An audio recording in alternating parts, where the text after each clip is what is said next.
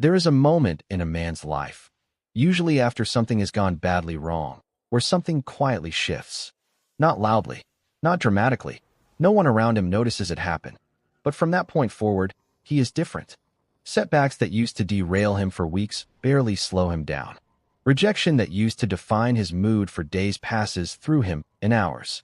Plans that fall apart no longer feel like the end of something, just a redirection. He has not become numb. He still feels things deeply, but something underneath the feeling has changed. He no longer needs things to go right in order to keep going. That is the moment a man becomes unbreakable. Not because life stopped being hard. Life is exactly as hard as it was before, because he stopped requiring it to be easy in order to function. Today I'm breaking down exactly what that internal shift looks like and how it's built. Subscribe for more from the Examine Man, and let's get into it. Let's be precise about what unbreakable actually means. It does not mean unaffected. The unbreakable man still feels loss, still feels disappointment, still feels the weight of things not working out the way he hoped. He is not a stone. He is not emotionally shut down. What has changed is the relationship between his outcomes and his identity. Most men, before this shift, have an unconscious equation running underneath everything they do. If things go well, I am doing well. If things go badly, something is wrong with me. Their sense of self rises and falls with circumstances they often cannot control. A failed business attempt feels like proof they are not capable. A rejection feels like proof they are not enough. A setback feels like confirmation of their worst fear about themselves. The unbreakable man has severed that equation. Things going badly is information. It is feedback. It is sometimes just bad luck. It is not a verdict on who he is. That distinction between what happens and who you are is the entire foundation of this shift. Truth 1. The shift almost always happens after the worst has already occurred, not before. This is uncomfortable, but it is consistently true. Men do not become unbreakable through theory, through reading about resilience, through imagining how they'd handle hardship. They become unbreakable by going through something that genuinely threatened to break them and discovering, against their own expectations, that they survived it. The failed business that felt like the end of everything. The relationship that ended in a way that gutted him. The health scare. The financial collapse. The public failure. In the moment, it feels unsurvivable. And then, somehow, the next day arrives. And the one after that. And slowly, something undeniable becomes clear. He is still here, still breathing, still capable of rebuilding. That direct evidence, not borrowed from a book, not theoretical, but lived, becomes the foundation of something no circumstance can fully take away again.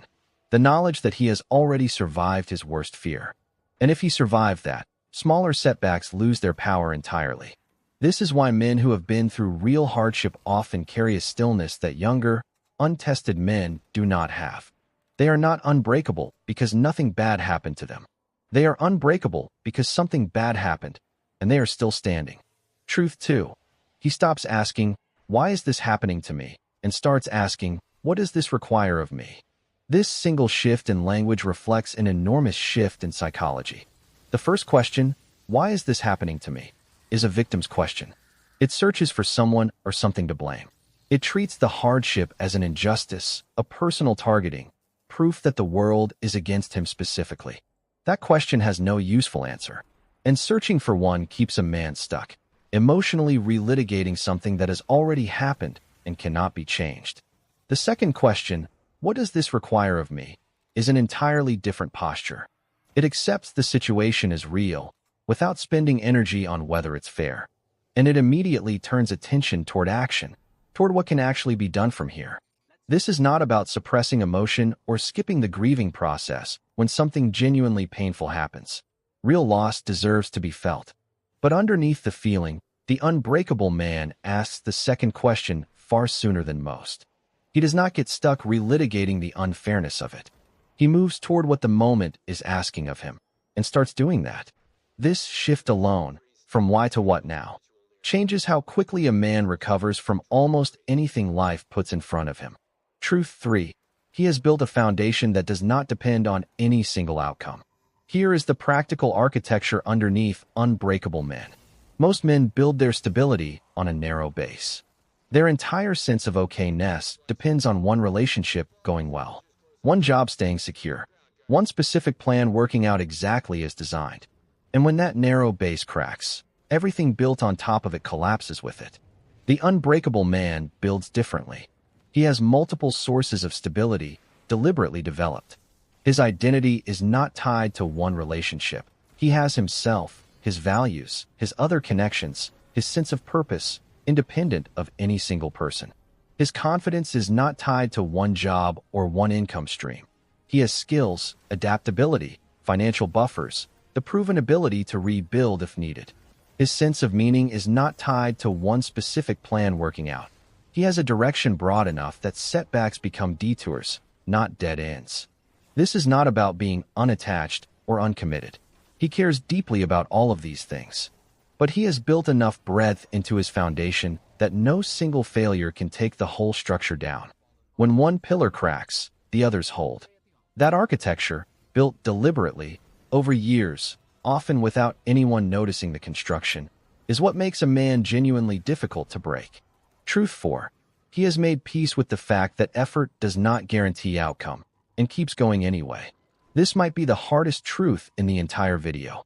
Most men operate on an unspoken contract with the universe. If I work hard enough, do the right things, stay disciplined, I will get the result I'm working toward. It feels fair. It feels like how things should work. And it is not always true. Sometimes the business fails despite genuine effort and a sound plan. Sometimes the relationship doesn't work despite real commitment. Sometimes the body doesn't respond the way it should despite consistent training. Life does not actually guarantee outcomes in exchange for effort. The man who has not made peace with this gets shattered every time reality breaks the unspoken contract. He feels betrayed by a universe that never actually promised him anything. The unbreakable man has accepted something more difficult and more freeing. He does the work because the work is right, not because it guarantees a specific result.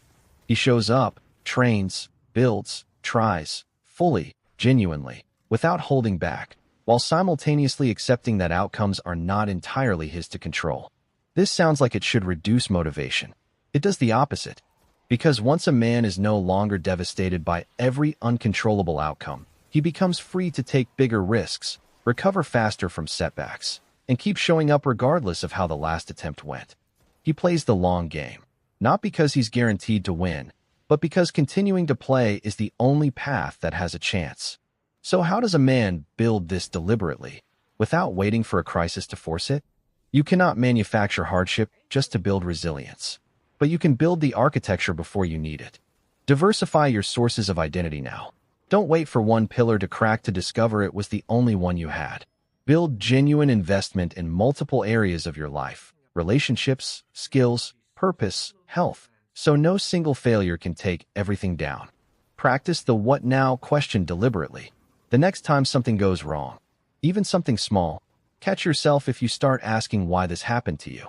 Redirect immediately to what the situation requires. Build that mental habit before you need it for something serious. Review your past survival.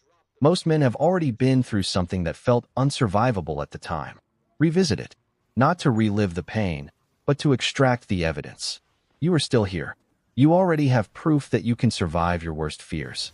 Separate effort from outcome consciously. Before starting something difficult, remind yourself explicitly, I am doing this because it's right, not because it's guaranteed to work. This single reframe protects you from being shattered by results you never fully controlled in the first place. None of this removes the difficulty of hard things. It builds the foundation that lets you walk through them without being destroyed by them. Here is what all of this comes down to. Unbreakable does not mean untouched. It means a man has stopped requiring his circumstances to cooperate in order to keep moving forward. He still hopes things go well. He still works to make them go well. He still feels it when they don't. But his ability to keep going, to wake up the next day, to try again, to remain fundamentally himself, no longer depends on the outcome. That is not coldness.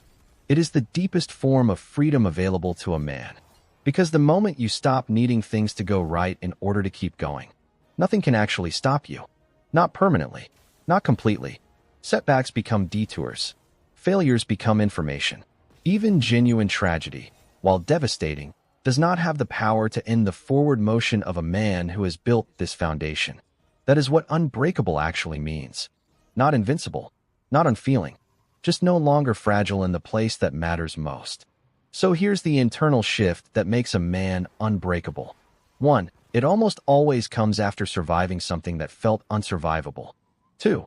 He stops asking why this is happening and starts asking what it requires of him. 3. He has built a foundation with multiple pillars, so no single failure collapses everything. 4. He has made peace with the fact that effort doesn't guarantee outcome and keeps showing up anyway.